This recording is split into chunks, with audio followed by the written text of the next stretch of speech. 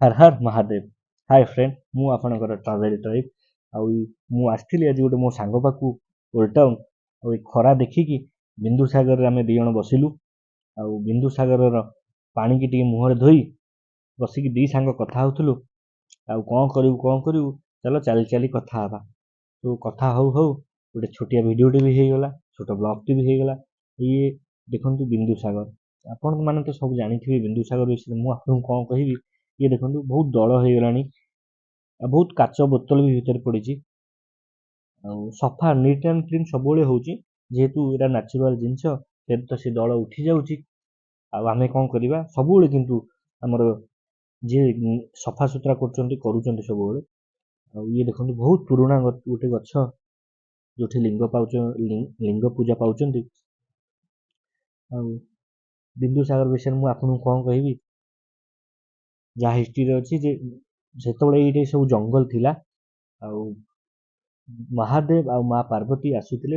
ମା ପାର୍ବତୀ କି ଶୋଷ ଲାଗିଲା। ତ ଶୋଷ ଲାଗିଲା ଯେତେବେଳେ ମହାଦେବ କଣ କଲେ, ତାଙ୍କ ତ୍ରିଶୂଳକୁ ତଳକୁ ମାରିଦେଲେ। ତ ସେଇ ଜାଗାରୁ ପାଣି ବାହାରିଲା, ମା ପାର୍ବତୀଙ୍କୁ ନିଜ ହାତରେ ପିଆଇଲେ। ତ ସେବେଠୁ ବିନ୍ଦୁସାଗର ନାଁ ଦିଆହେଇଛି, ଯାହା ଲୋକ କହୁଛନ୍ତି। ମୁଁ ଠିକ୍ କି ଭୁଲ 100% ତ ମୁଁ କହିପାରିବିନି। ଆଉ ଇଏ ଦେଖନ୍ତୁ ଗୋଟେ ପୁରୁଣା ମନ୍ଦିର, ବହୁତ ପୁରୁଣା ମନ୍ଦିର। ଆଉ ଯୋଡ଼ା ଲିଙ୍ଗ ଏଇଠି ପୂଜା ପାଉଛନ୍ତି ବିନ୍ଦୁସାଗର ପାଖରେ।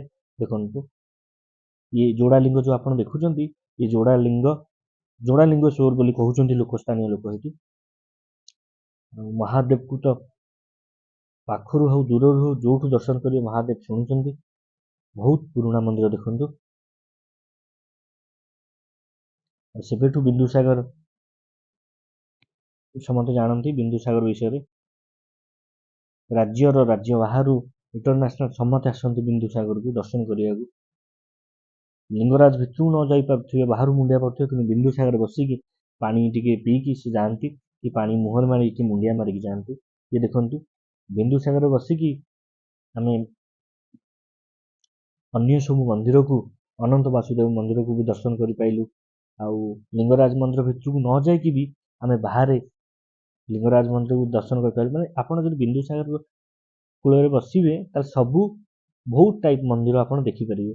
ଆଉ ଇଏ ଦେଖନ୍ତୁ ବିନ୍ଦୁସାଗରରେ ବହୁତ ଦଳ ହେଇଯାଇଛି, ସେ ଦଳକୁ ସଫା କରାଯାଉଛି ବି, ମାଛ ବି ଧରୁଛନ୍ତି ଲୋକ।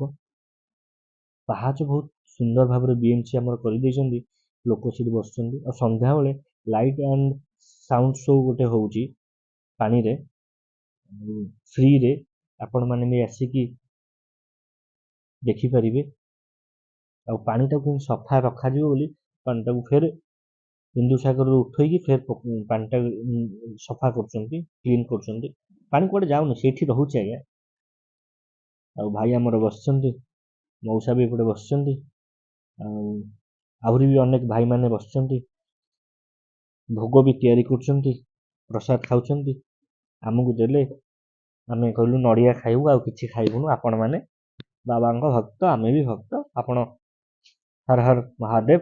ଆଜି ପାଇଁ ଏତିକି।